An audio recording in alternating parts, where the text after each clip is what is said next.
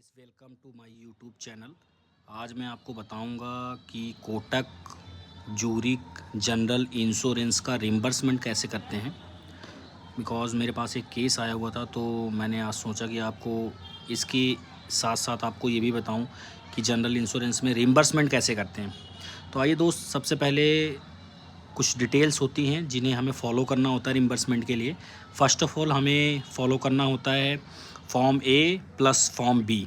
हमें 2 फॉर्म चाहिए, जो कि आप मेडी असिस्ट की साइट पे भी जाके निकाल सकते हैं, या फिर आप अपने ऑफिशियल जहाँ पे आपका एचआर डॉक्यूमेंट्स होता है आप वहाँ से भी निकाल सकते हैं। सबसे पहले मैं आपको दिखा देता हूँ रिम्बर्समेंट क्लेम फॉर्म आपके सामने दिख रहा होगा। ये पार्ट ए है, प्लस पार्ट बी होता है जो वो डॉक्टर की तरफ से फ़िल किया जाता है। पार्ट ए में आपको फ़िल करना होता है, सबसे फर्स्ट नंबर पे आपको पॉलिसी नंबर दिखा रहा होगा, पॉलिसी नंबर आपको यहाँ फ़िल करना होता है। और यहाँ पे जो डिटेल भरनी होती है वो प्राइमरी इंश्योर्ड की भरनी होती है, जो कि जैसे कि एग्जांपल के तौर पे मैं हूँ या फिर मेरी वाइफ है, मेरी बच्ची है, तो प्राइमरी इंश्योर्ड मैं हूँ।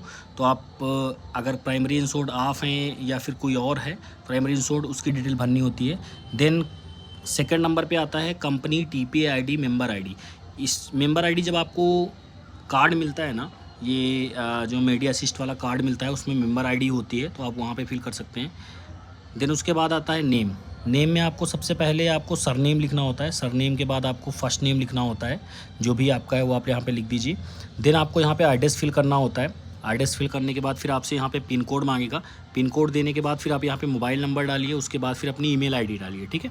उसके बाद देन आता है डिटेल ऑफ इंश्योर्ड हिस्ट्री। अगर आपके पास कोई दूसरा भी है, कोई भी दूसरा भी आपने इंश्योरेंस ले रखा है, उसका क्या आपको कवर्ड है या नहीं कवर्ड है, या फिर किसी कंपनी का है जिस कंपनी का यहाँ पे नाम आप फिल कर सकते हैं, लिख के आ रहा होगा। इफ़ यस कंपनी नेम, तो कंपनी नेम डालिए, पॉलिसी नंबर डालिए अगर आपके पास है, अगर नहीं है तो आप नो कर सकते हैं और आगे बढ़ सकते हैं। देन आपको ऑप्शन आएगा यहाँ पे, ये ऑप्शन आ रहा है detail of insured person hospitalised. तो because some due to some issue मैं इसको हाइड कर रखा हूँ, बट मैं दिखा नहीं सकता नेम। बट आप यहाँ पे इंश्योर्ड उसका डालेंगे जो पर्सन हॉस्पिटलाइज है आपका, जिसके नाम पे आप रिम्बर्समेंट लेना चाहते हैं, तो उसका यहाँ पे आपको डिटेल डालना है। सबसे पहले ऊपर आपको सरनेम डालना है, देन यहाँ पे आपको उनका फर्स्ट नेम डालना है। उसके बाद आपको यहाँ पे ये दिखा रहा होगा जेंडर, जेंडर में आपको डालना है जो भी मेल है तो मेल, फीमेल है तो फीमेल। एज यहाँ पे आपको डालनी है, क्या उनकी एज है, मंथ डालना है यहाँ पे। उसके बाद यहाँ पे उनकी डेट ऑफ बर्थ डालनी है, ठीक है। उसके बाद देन आता है रिलेशन ऑफ प्राइमरी इंश्योर्ड, आपके साथ उनका क्या रिलेशन है, स्पाउस हैं, सेल्फ खुद के लिए कर रहे हैं, बच्चे के लिए, फादर के लिए, मदर के लिए, कोई और है, तो वहाँ पे एक स्पेसिफाई आपको करना पड़ेगा कि कौन है वो। उसके बाद आप यहाँ पे ऑक्यूपेशन में उनका डालिए, क्या है वो, होम मेकर्स हैं, जैसे मेरी वाइफ के नाम पे मैं कर रहा हूँ क्लेम, तो वो होम मेकर हैं। देन उसके बाद फिर आपको उनका एड्रेस डालना है, यहाँ पे उनका नंबर डालना है, उनकी ईमेल आईडी डालनी है, ठीक है। देन उसके बाद यहाँ पे आता है name of hospital where admitted. उसके बाद आप जहाँ पे भी जिस भी हॉस्पिटल में एडमिट करेंगे उनको, यहाँ पे हॉस्पिटल का नाम डालना है। देन हॉस्पिटल की तरफ हॉस्पिटल ने कौन सा बेड दिया है, यहाँ पे रूम कैटेगरी ऑक्यूपाइड दिख रहा होगा आपको, डे केयर वाला है तो वो कर सकते हैं, सिंगल ऑक्यूपेंसी है तो वो कर सकते हैं, ट्विन शेयरिंग है वो कर सकते हैं, 3 और मोर बेड पर रूम वाला है तो वो भी कर सकते हैं, ठीक है गाइस। देन उसके बाद डेट ऑफ एडमिशन, आपने कब एडमिट किया था, उसके बाद किस टाइमिंग पे किया था, फिर उसके बाद डिस्चार्ज डेट आपको डालनी है और डिस्चार्ज की टाइमिंग। डन। उसके बाद डेट ऑफ डिलीवरी भी डालना है आपको ऊपर कि किस तारीख की डिलीवरी हुई है। देन आप यहाँ पे if injury give cause self inflicted, तो आप यहाँ पे सेलेक्ट कर सकते हैं अगर किसी तरीके से उनका सब्सटेंड अब्यूज़ अल्कोहल से हुआ है या फिर कोई एक्सीडेंट हुआ है रोड ट्रैफिक से। बट मेरा ऐसा कुछ नहीं, मेरा मैटरनिटी थी इसलिए मैंने मैटरनिटी सेलेक्ट किया है। देन उसके बाद यहाँ पे रिपोर्टर टू पुलिस, अगर कोई ऐसा पुलिस केस वगैरह है तो उसमें कर सकते हैं। देन यहाँ पे डालना है सिस्टम ऑफ मेडिसिन, तो मेरा एलोपैथिक था तो मैंने एलोपैथिक डाला है। देन उसके बाद गाइज आता है detail of claim, detail of the treatment expenses claim. अब यहाँ पे प्री हॉस्पिटलाइज का सबसे कई लोगों का इश्यूज़ आता है कि प्री हॉस्पिटलाइजेशन एक्सपेंसेस क्या होता है। एग्जांपल के तौर पे आप हॉस्पिटल गए और डॉक्टर ने बोला कि सबसे पहले आपको अल्ट्रासाउंड कराना है या फिर कोई लैब टेस्टिंग होगी, आपकी ब्लड टेस्ट होगा या कुछ और होगा, तो उसको हम प्री हॉस्पिटलाइजेशन एक्सपेंसेस बोलते हैं, जो कि हॉस्पिटल में एडमिट होने से पहले के आपके खर्चे होते हैं। ओके गाइस, तो इस चीज़ में अगर आपकी कोई डाउट्स होते हैं तो आप मुझे मैसेज कर सकते हैं, मैसेज के ज़रिए भी पूछ सकते हैं, मैं आपको बता दूंगा। देन आता है दूसरे नंबर पे पोस्ट हॉस्पिटलाइजेशन एक्सपेंसेस। ये होता है कि आप हॉस्पिटल से निकल रहे हैं, हॉस्पिटल निकलने के बाद 2-3 दिन बाद फिर आपको कोई प्रॉब्लम्स हो गई, या फिर कुछ और दिन में प्रॉब्लम्स हो गई, या टाँके तुड़वाने हैं, या टाँके फिर से आपको करवाने हैं, या कुछ भी होता है, मतलब अब समझ जाइए कि पोस्ट हॉस्पिटल से निकलने के बाद कोई प्रॉब्लम हो जाती है, तो उस चीज़ के लिए यहाँ पे एक्सपेंसेस आप डाल सकते हैं। देन आता है हॉस्पिटलाइजेशन एक्सपेंसेस, कितना आपका वहाँ पे एक्सपेंस लगा, कितना आपने खर्च किया, कितना हुआ। हेल्थ चेकअप कॉस्ट भी यहाँ पे आप डाल सकते हैं। ये बहुत महत्वपूर्ण है। क्लेम डॉक्यूमेंट सबमिटेड चेकलिस्ट, यहाँ पे ये सारे डॉक्यूमेंट्स दिए हुए हैं जो कि आपको यहाँ पे सबमिटेड करने होते हैं। जो भी डॉक्यूमेंट्स आप अपना भेज रहे हैं अपने मेडी असिस्ट वाले को, तो यहाँ पे आप ज़रूर यहाँ पे सिग्न करिए, यहाँ पे चिन्ह लगा दीजिए कौन कौन सा आप डॉक्यूमेंट दे रहे हैं और कौन कौन सा डॉक्यूमेंट आप नहीं दे रहे हैं। फार्मेसी बिल हो गया, ECG हो गया, हॉस्पिटल बिल हो गया, और हॉस्पिटल ब्रेकअप बिल हो गया, हॉस्पिटल मेन बिल हो गया, ये सारे बिल्स आपको दे सकते हैं, ठीक है गाइस। देन आता है एम्बुलेंस चार्ज। अब देखिए कई जगह पे बहुत सारे बड़े बड़े हॉस्पिटल्स होते हैं, कई सारी पॉलिसीज़ में भी ये होता है कि हम 2000 या 4000 ही देंगे आपको एम्बुलेंस का charge.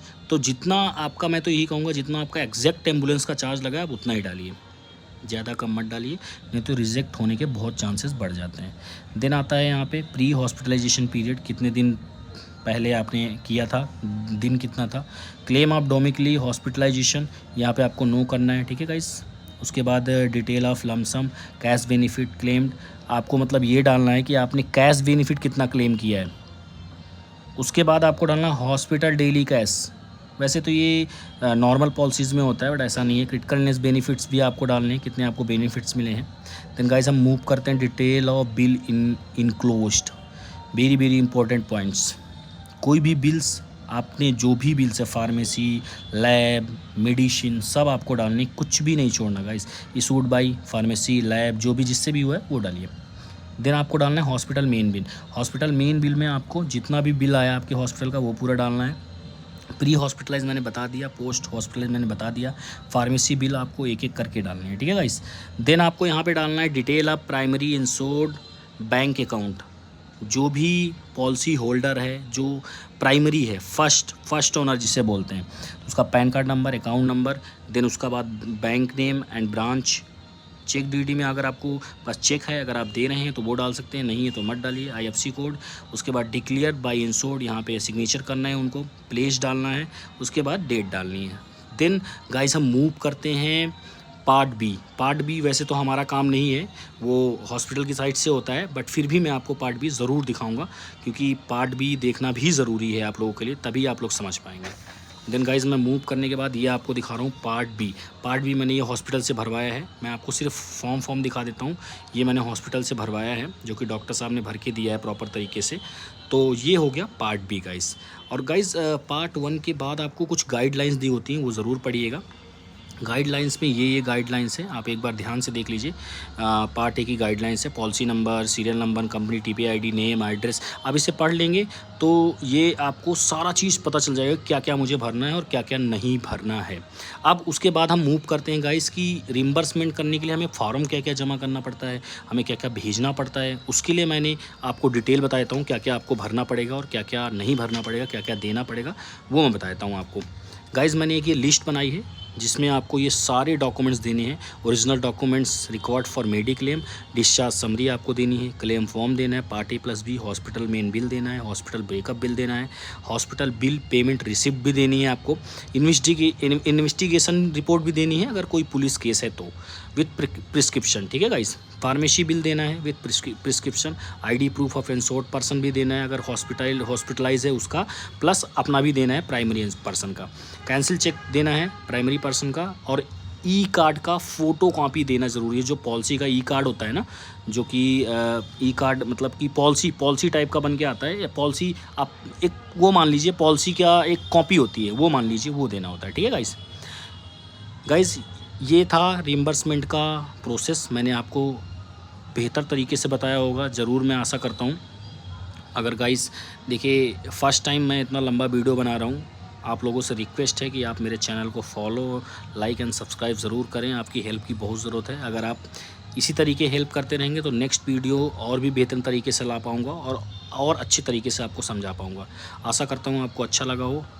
Please like, follow, subscribe करिए और बेल आइकन को ज़रूर दबा दीजिए। Okay guys, bye bye, see you again.